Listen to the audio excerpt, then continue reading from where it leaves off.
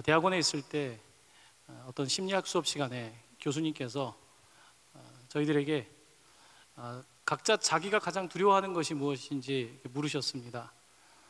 어떤 학생들은 벌레, 비행기, 고소공포증, 심지어 고양이 이런 이야기를 하는데, 어떤 학생이 손을 들고 내가 가장 두려워하는 것은 헌신이다, 커밋먼트다 라고 대답을 했습니다. 헌신이 두렵다라고 말을 하니까 주변에 있는 학생들이 처음에는 좀 의아한 표정을 짓더니 다들 그렇다고 고개를 끄덕였습니다. 헌신이라고 하는 것은 자신을 드린다는 거죠. 몸을 드린다는 뜻인데, 헌신이 두려운 이유는 무엇일까요? 헌신이 두려운 이유는 헌신을 했다가 배신을 당할까 봐 두려운 거죠. 내가 어떤 사람을 헌신적으로 사랑했는데 그 사람이 나를 배신할까 봐 두려운 거죠. 내가 직장 생활에 헌신을 했는데 그 직장이 나를 해고할까 봐 두려운 것이겠죠. 어떤 일에 내가 헌신했는데, 가령 내가 공부하는 일에 헌신했는데 그 결과가 나에게 배신을 줄까 봐 두려운 것이겠죠. 아마 그 여학생은 아마 사랑에 헌신했다가 실패한 경험이 있는지, 어떤 헌신 뒤에 있는 상처 때문에 이제는 헌신이 두렵다라고 말을 했습니다. 우리는 이 시대에 참 헌신이 두려운 때를 살아가고 있습니다. 어떤 일에 자기 자신을 온전히 드리는 것이 쉽지가 않습니다. 어떤 사람을 사랑하게 되더라도 헌신하고 한 사람만 사랑하는 것이 쉽지가 않습니다. 우리는 양다리 걸치는 데 익숙해져 버렸습니다. 요즘 젊은 사람들은 어장 관리를 한다고 하죠. 아마 자녀들에게 그런 표현을 들었을 겁니다. 애인도 아니고 친구도 아니고 이 어장 안에다 놓고 관리하는, 이런 헌신하지 못하고 적정한 거리 안에서 내가 상처를 받지 않기 위해서 애를 쓰는 사람들이 생각보다 많습니다. 직장 생활을 하면서도 그 직장에 헌신하기보다는 어차피 헌신해도 내가 적절한 보상을 받지 못할 것이라고 생각하고 적당하게 시간을 때우면서 일을 하는 직장인들이 많습니다. 조금 더 헌신을 한다면 거기에 의미도 있고 목적도 있고 결과적으로 보상도 따라올 텐데, 많은 사람들이 헌신을 두려워하는 그와 같은 시대를 살아가고 있습니다. 인간의 관계를 두 가지로 크게 나눈다면, 첫 번째는 사업 관계, 거래 관계, 비즈니스 관계라고 할 수 있습니다. 두 번째는 헌신 관계, 내가 내 마음과 모든 것을 다 주는 헌신의 관계를 두 번째라고 할 수 있습니다. 이 첫 번째 거래적 관계, 이 비즈니스 관계라고 하는 것은 본전을 중심으로 되어 있습니다. 본전 생각이 나는 관계입니다. 이익을 따지는 관계이며 손익계산서를 따지는 관계입니다. 손익계산서를 따지고 보니까 내가 손해보지 않는 것이 이제 중요한 것이 됩니다. 내가 헌신했다가 손해본 경험 때문에 그렇습니다. 배신당한 경험 때문에 그렇습니다. 하지만 헌신적인 관계는 그런 관계가 아니라, 그런 것을 생각하기 이전에 내가 나를 다 드리는 그런 관계이지요. 요즘은 남녀 간의 관계에서도 결혼보다 동거를 선택하는 사람들이 늘어나고 있습니다. 그들은 이제 서로 헌신할 만한 증거가 아직 불충분하기 때문에 살아보고 헌신을 할지 안 할지를 결정하겠다는 거지요. 얼마나 합리적인 생각입니까? 하지만 헌신이라고 하는 것은 그렇게 합리적인 것으로 결정이 되는 것이 아닙니다. 예전에 중매를, 대부분 어른들은 중매를 통해서 결혼하셨죠.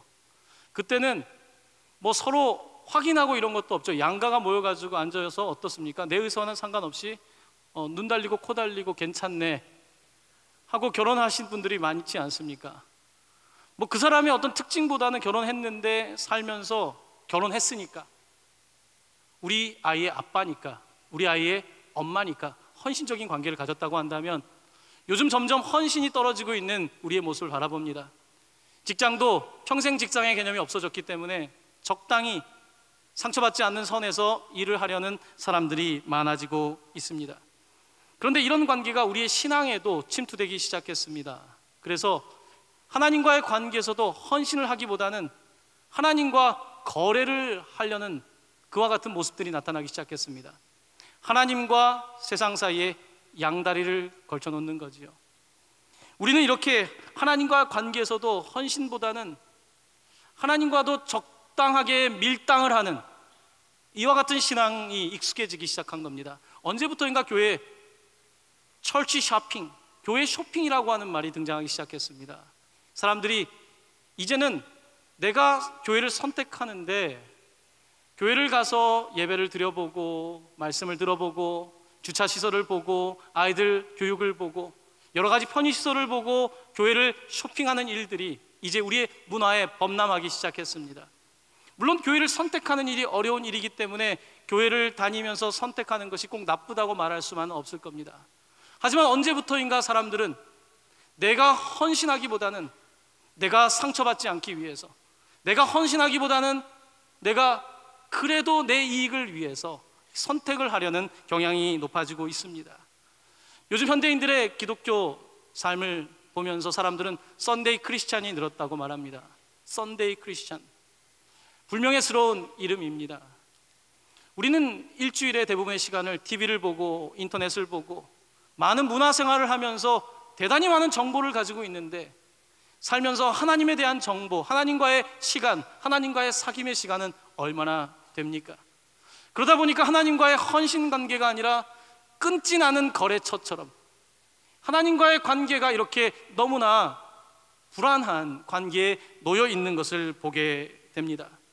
이렇게 헌신이 약화되고 있는 시대 가운데 하나님께서는 아마 안타까운 마음을 갖고 계실 것입니다. 오늘 본문은 여호수아 24장 그의 마지막 설교입니다.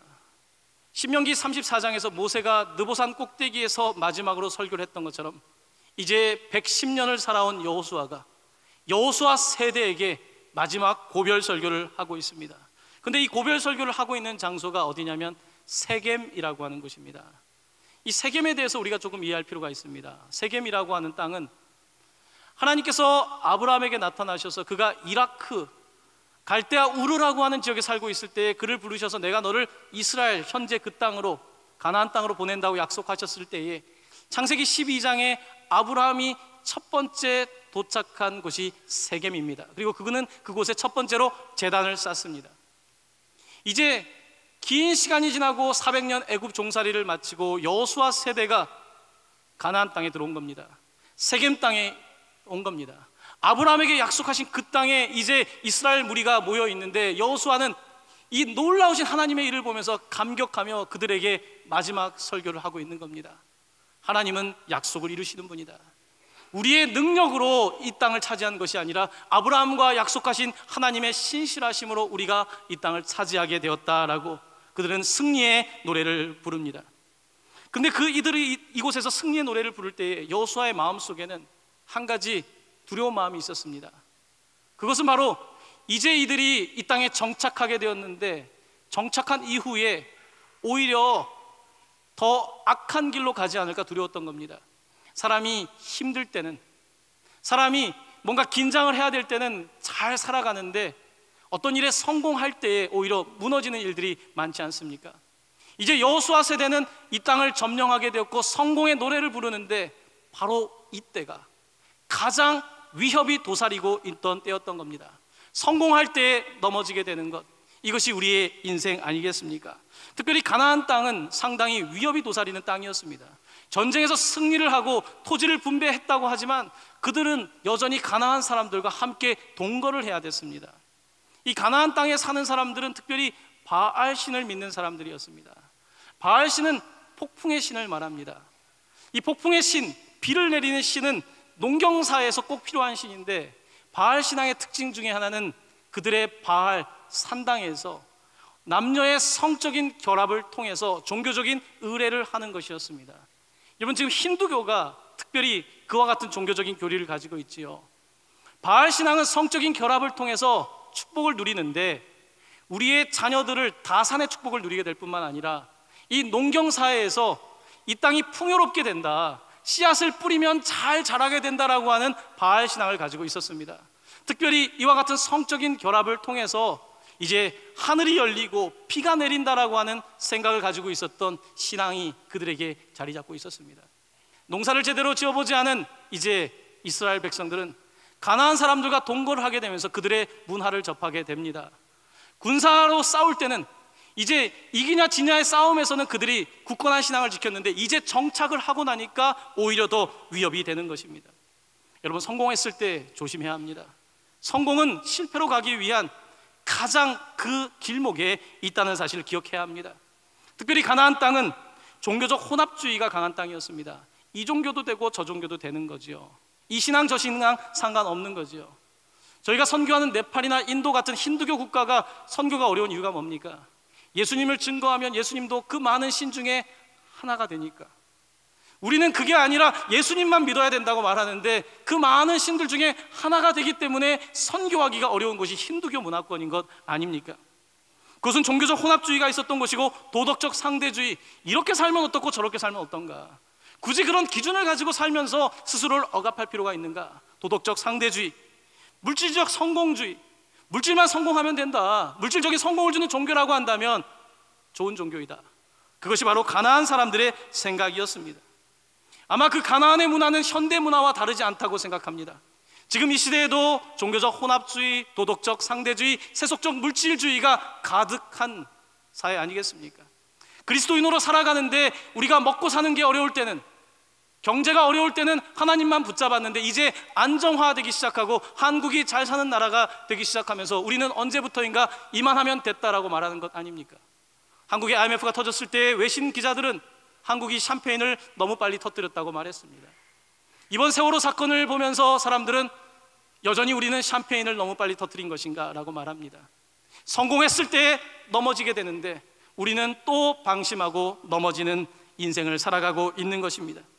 이제 여호수아는 모세 시대가 끝나고 여호수아 세대가 끝나면서 다음 세대에게 안타까운 마음으로 헌신에 대한 설교를 하고 있는 겁니다. 헌신 예배를 드리고 있는 거죠. 헌신해야 된다. 하나님한테 양다리 걸치지 말고 하나님만 섬겨야 된다. 그렇지 않으면 재난이 닥쳐오고, 그렇지 않으면 너희들의 삶의 목적과 방향을 잃게 될 것이다. 이것이 여호수아의 설교였습니다. 그는 그들에게 오늘 읽은 14절에서 분명하게 이렇게 선포합니다. 너희의 조상들이 강 저쪽과 애굽에서 섬기던 신들을 치워버리고 여호와만 섬기라. 치워버리라는 겁니다. 여호와만 섬기라는 것입니다.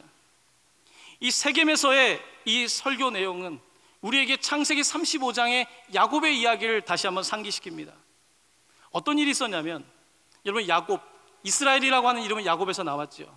이 야곱이라고 하는 사람이 이제는 커다란 부를 가지고 가나안 땅에 정착하게 되면서 그가 안정적인 생활을 할 때였습니다. 마치 여리고 여호수아 세대가 안정적인 삶을 살 때처럼 안정적으로 살고 있는데 이때 이 가정에 재난이 닥쳤어요.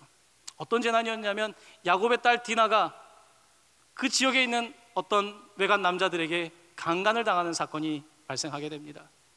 이 사건 때문에 이제 디나의 오빠들이 이 강간한 그 족속을 진멸하기 위해서 피비린내 나는 싸움을 하게 됩니다. 그러면서 이제 야곱은 그 땅 가운데서 어려워지기 시작하는 거예요. 모든 사람들의 적이 되는 그와 같은 구조로 넘어가게 되는 거죠. 야곱은 이때 상당히 충격을 받았습니다. 이제 정착했다, 이제 안정됐다고 생각했는데 뜻밖의 일이 벌어졌는데 그때 야곱은 깨닫습니다. 도대체 우리의 이런 문제가 어디에서 발생할까? 그는 그때 깨달았어요. 우리가 하나님을 제대로 예배하지 못하고 이방 신앙이 우리 안에 깊이 들어와 있구나.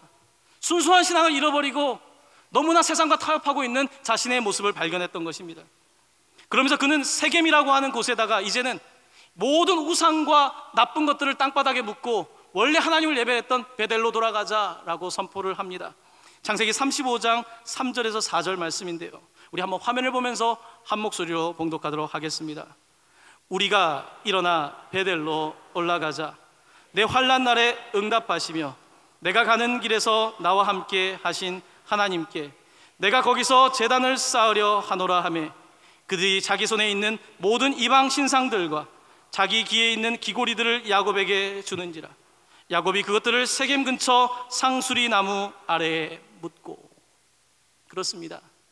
야곱은 우리의 인생에 닥친 재난이 하나님을 제대로 예배하지 못한 것 때문에 발생했다는 사실을 깨닫고 이방의 신상들과 기고리들을 전부 다 상수리 나무 아래에 묻습니다. 당시에는 재산의 가치가 있는 이 물건들을 쏟아내어 놓고 이제는 베델로 돌아가게 됩니다. 여호와만 섬기겠다, 내가 잘못했다라고 인정하면서 그의 삶의 변화를 갖게 되는 것입니다. 오늘 말씀에 여호와만 섬기라, 이 섬긴다는 표현은 아바드라고 하는 히브리 단어입니다. 이 말은 노예가 된다는 뜻을 포함하고 있습니다. 노예가 된다. 우리는 노예가 없는 시대에 살아가고 있기 때문에 이 의미를 정확히 파악하지 못할 수 있습니다. 노예는 종에 의해서 주인에 의해서 살아가는 사람입니다. 여기서 노예가 된다는 의미는 하나님에게 전적으로 모든 것을 초점을 맞춘다는 의미를 가지고 있습니다. 지금 여호수아는 이제는 너희가 여호와만 섬겨라, 어차피 여호와만 섬기지 않으면 세상을 섬기게 될 테니까, 여호와만 예배하지 않으면 너 자신을 예배하게 될 테니까 그만 섬기라고 말씀하고 있는 것입니다. 이 이스라엘 백성들은 애굽에 살 때에는 이 노예 생활을 했었죠. 바로의 노예였습니다. 그때는 원하지 않았는데 비자발적인 노예 상태에 있었습니다. 정치적인 노예였고 경제적인 노예 상태로 있었습니다. 영적인 노예 상태로 있었습니다. 이제 그들은 자유를 얻었고 가나안 땅에 돌아갔는데 여호수아는 걱정하는 겁니다. 이제 우리가 노예는 아닌데, 자유가 있는데 자발적 노예 상태에 들어갈 수 있다는 겁니다. 애굽에서는 비자발적으로 외부의 힘에 의해서 노예가 됐는데 이제 자유를 얻고 나서는 자발적으로 노예가 될 수 있는데, 자발적으로 그들을 노예가 되게 하는 것은 바로 죄라는 겁니다. 가나안의 문화라는 겁니다. 내가 자유가 있는데 이 자유를 하나님을 위해서가 아니라 세상을 위해서 내 정욕과 육체를 위하여 사용할 수 있음을 그는 안타깝게 이야기하고 있는 것입니다. 우리는 하나님의 종이 되지 않으면 세상의 종이 되는 사람입니다. 우리는 자유가 있을 때 그 자유를 제대로 사용할 수 있는 사람이 못 됩니다. 우리는 자유를 원하지만 그 자유를 죄를 위하여 사용할 수밖에 없는 죄악의 본성을 가지고 있는 사람들입니다. 사도 바울은 이 점을 갈라디아 교회에 보내는 편지에서 명확하게 하고 있습니다. 자유를 얻은 너희들이 왜 죄로 돌아가느냐? 그는 이렇게 힘주어 말합니다. 갈라디아서 4장 9절의 말씀을 한 목소리로 봉독하도록 하겠습니다. 이제는 너희가 하나님을 알 뿐 아니라 더욱이 하나님이 아신 바 되었거늘 어찌하여 다시 악하고 천박한 초등 학문으로 돌아가서 다시 그들에게 종노릇하려 하느냐? 하나님께서 주신 율법과 특별히 갈라디아서에서는 예수 그리스도를 통한 구원이 너무나 크거늘 이 고등학문, 이 높은 수준의 도덕, 높은 수준의 삶을 왜 저버리고 뭐하러 인간적인 그와 같은 죄악의 삶으로 돌아가느냐라고 선포하고 있는 것입니다. 사랑하는 성도 여러분, 우리는 자유가 있을 때에 그 자유를 죄를 위하여 쓰기 참 좋은 사람들입니다. 특별히 우리가 성공했을 때, 여호수아 세대처럼 성공했을 때 넘어지기가 쉽습니다. 1998년도에 미국의 클린턴 대통령이 그가 정치적으로 가장 잘 나갈 때 모니카 르윈스키와의 성적 스캔들이 생기지 않았습니까? 백악관에서 일어난 이 일 때문에 전 세계가 시끄러웠지요. 특별히 그 당시에는 인터넷이 보급되고 있었기 때문에 전 세계로 그 소식이 빨리 확산되었는데, 최근에 모니카 루인스키가 CNN에 나와서 이런 이야기를 합니다. 너무 후회스럽다. 20대 초반에 자신의 삶에 대하여 후회스럽다라고 말하면서, 내가 이제 이 퍼블릭에, 대중 앞에 나오게 되는 이유는 인터넷상이나 미디어를 통해서 한번 잘못했기에 사람들에게 폭격을 맞는, 융단 폭격을 맞는 사람들이 자살을 선택하는 이유가 너무 많기 때문에 아마 전 세계에서 가장 욕을 먹은 내가 나와서 오히려 그들의 자살을 막고, 내가 잘못한 일이 있지만 이와 같이 됐을 때 삶을 포기하는 것을 막고 싶어서 나왔다는 이야기를 했습니다. 클린턴은 가장 위에 있을 때 넘어졌습니다. 성경에는 그와 같은 역사를 가지고 있는 인물이 있습니다. 그는 다윗입니다. 다윗이 전쟁에서 승리하고 안정적인 삶에 돌아갈 때 그는 밤에 할 일이 없어서, 낮에 저녁 시간 할 일이 없어서 있다가 자신의 종의 아내 되는 밧세바를 취하고 맙니다. 가장 높은 자리에 있을 때 그가 무너졌던 것을 보게 됩니다. 그렇게 높았던 사람도 넘어질 수 있는 것이 바로 우리가 바라보는 인간의 삶일 것입니다. 사도 바울은 갈라디아 5장 13절에서 계속해서 이렇게 말합니다. 형제들아, 너희가 자유를 위하여 부르심을 입었으나 그러나 그 자유로 육체의 기회를 삼지 말고 오직 사랑으로 서로 종노릇하라. 자유로 육체의 기회를 삼지 말라는 겁니다. 제가 미국에서 병원에서 원목 일을 할 때 저는 한 만남을 잊지 못합니다. 그는 대학교 법대 교수였습니다. 나이가 지긋한, 누가 봐도 교수님 같은 사람이었습니다. 그런데 그가 많이 지쳐서 병원에 있었습니다. 그의 병원의 차트에는 에이즈라고 하는 병명이 있었습니다. 이 법대 교수님은 누구에게나 인정받고 가정에서도 인정받는 그렇게 교수의 삶을 살고 있었습니다. 근데 이 교수님이 이제 출장을 가게 되면 일탈 행동이 나오는 겁니다. 그의 성적인 일탈은 끝이 나지 않았습니다. 한 번의 일탈은 또 다른 일탈을 만들어내고 가정을 벗어나서 출장을 가면서 그는 계속해서 무너지기 시작하며 자기 자신을 멈출 수가 없었습니다. 그리고 결국 그는 에이즈 판명을 받게 되고 그는 1시간 동안 저와 이야기하면서 눈물을 멈추지 못하고 이야기를 했습니다. 여러분, 자유가 있을 때에 사람들은 그 자유를 잘 감당하지 못합니다. 가정에 있을 때에는 옆에 아내가, 남편이, 부모님이, 자녀가 있을 때에는 우리가 우리의 삶을 지탱하지만 자유를 찾아서 나갈 때에 무너지는 우리의 삶의 모습을 바라보는 것입니다. 신앙 마찬가지입니다. 내가 헌신하지 않으면, 내가 주님을 믿는 생활을 제대로 하지 않으면, 내가 썬데이 크리스찬이 아니라 먼데이 튜스데이 계속해서 그리스도인으로 살아가지 않으면 너무 쉽게 무너지는 것이 우리의 삶이라는 겁니다. 젊을 때 방언을 받고 젊을 때 대단한 은사를 받았다고 해도 무너지는 일들이 곳곳에 있지 않습니까? 하나님께서는 우리에게 헌신을 요구하고 있는 겁니다. 여호수아는 그 세대들에게 이제 내 세대는 끝나는데 이 땅에서 정착하고 안정적인 삶을 살아갈 때 이미 그들에게 나타나고 있는 죄의 모습들을 바라보면서 철저하게 헌신하지 않으면 무너지게 될 것을 그는 경고하고 있는 것입니다. 여호수아는 그들에게 선포합니다. 너희가 섬길 자를 오늘 택하라. 설교는 할 수 있지만 강요는 할 수 없는 것 아니겠습니까? 예수를 믿는 신앙을 선포할 수 있지만 누가 강제할 수 있겠습니까? 여호수아는 너희가 섬길 자를 오늘 택하라.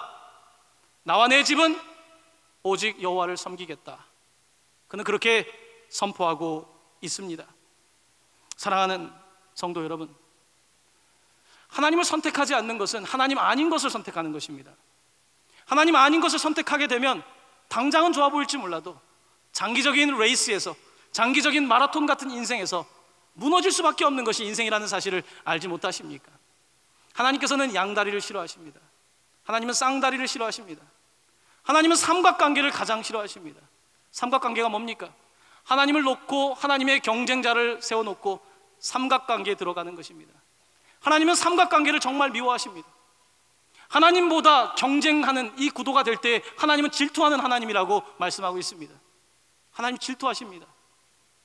그 질투가 단지 하나님이 질투의 화신이기 때문이 아니라 우리를 바라보면서 안타까운 거죠. 하나님을 선택해야 되는데 왜 더 좋지 못한 것을 선택하는지, 하나님을 선택해야 되는데 왜 초등학문을 선택하는지, 하나님을 선택하면 되는데 왜 그까짓 것을 선택함으로 말미암아 자기네 인생을 더 구렁텅이로 몰아가는지, 하나님은 이스라엘 백성들을 보며 또한 이 시대의 우리를 바라보며 안타까워 하시는 것입니다. 엘리야는 바알 신앙이 팽배했던 시대에 열왕기상 18장 21절에서 이렇게 선포합니다. 화면을 보면서 한 목소리로 봉독하도록 하겠습니다. 너희가 어느 때까지 둘 사이에서 머뭇머뭇하려느냐? 여호와가 만일 하나님이면 그를 따르고 바알이 만일 하나님이면 그를 따를지니라 하니 백성이 말 한마디도 대답하지 아니하는지라. 말을 못했던 시대입니다. 왜냐하면 그들에게 바알 신앙이 너무 깊이 박혀 있었기 때문입니다. 이제 여호수아 세대 이후에 다음 주부터 시작되는 설교는 사사기의 시대와 왕들의 역사를 통해서 이스라엘의 역사가 점점 아래로 떨어지는 역사를 보게 될 것입니다. 여호수아 세대에 가졌던 승리는 결국은 패배의 노래로 바뀌게 되는 것입니다. 요즘 현대인들은 모든 관계나 삶에서 간 보기를 좋아합니다. 여기 간을 보고 저기 간을 보고. 여러분, 간을 많이 보면 어떻습니까? 혀를 버리겠지요. 간을 많이 본다고 해서 가장 좋은 것을 찾아내는 것이 아닙니다. 많은 사람을 만나면 결혼하기가 어려워집니다. 저는 한 사람을 만나서 결혼을 했습니다. 많이 만났으면 결혼하기 어려웠을지도 모르겠습니다. 많이 만난다고 달라질 게 있습니까? 양다리 쌍다리 어장관리한다고 좋아질 일이 뭐가 있겠습니까? 하나님과의 관계는 굉장히 절대적인 관계입니다. 하나님은 우리에게 절대적인 헌신을 요구하십니다. 교회에서 계속 살라는 이야기가 아닙니다. 우리의 삶 가운데 하나님과의 시간이 필요한 겁니다. 그렇게 세상을 많이 접하고 하나님과의 시간 없이 어떻게 우리가 헌신적인 삶을 살아가겠습니까? 요즘은 신앙생활을 열심히 하면 좀 모질한 사람처럼 생각하는 경향이 있습니다.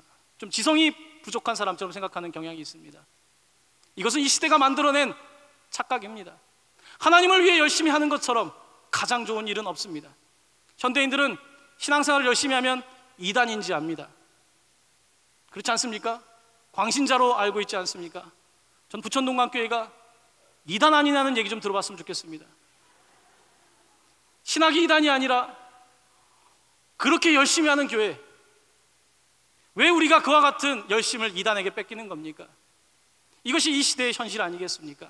사랑하는 형제자매 여러분, 오늘 말씀 앞에서 여러분들도 택하시길 바랍니다. 여러분들은 누구를 섬기겠습니까? 오직 나와 내 집은 여호와를 섬기겠노라. 이 고백이 여러분들과 여러분의 가정을 지켜주시기를 간절히 부탁하고 축원합니다.